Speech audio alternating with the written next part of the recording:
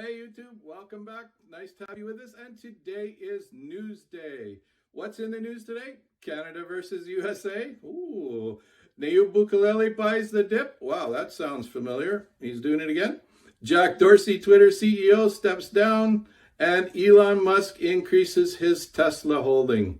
Important news in finance, crypto, and stocks that affects our day-to-day interaction with finance.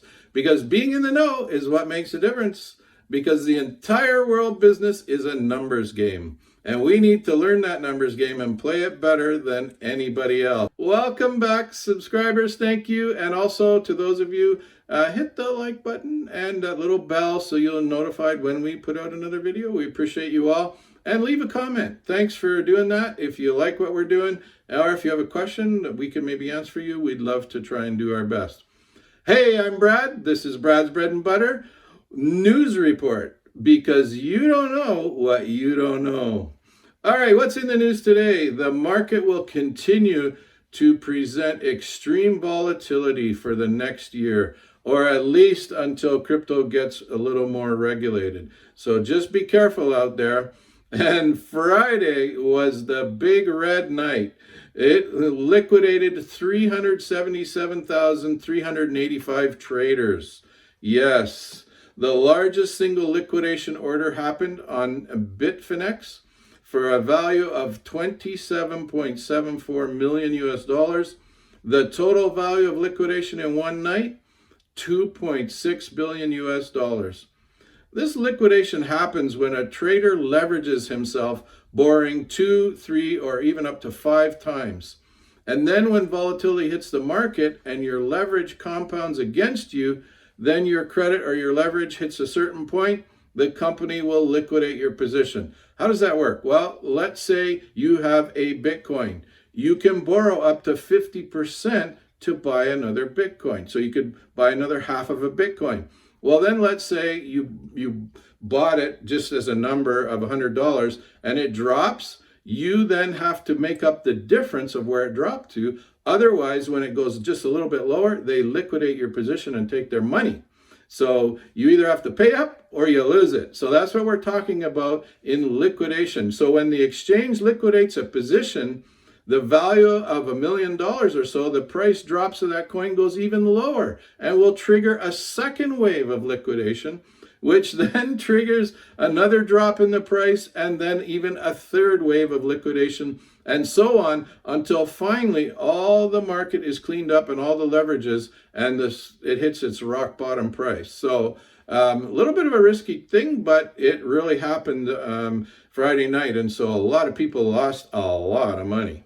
All right, USA Security Commission rejected again another application for a Bitcoin spot ETF last week. But on the other hand, in Canada, Fidelity reported that they want to launch a spot ETF.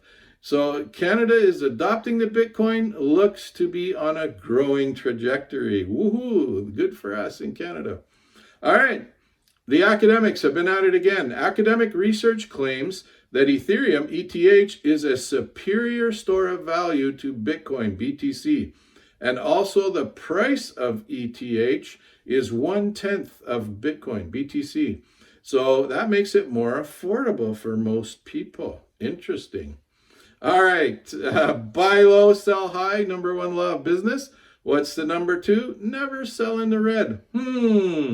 Nayib Bukele, the president of El Salvador, bought on Black Friday 100 BTC, Bitcoin, for 54,000 US dollars per coin.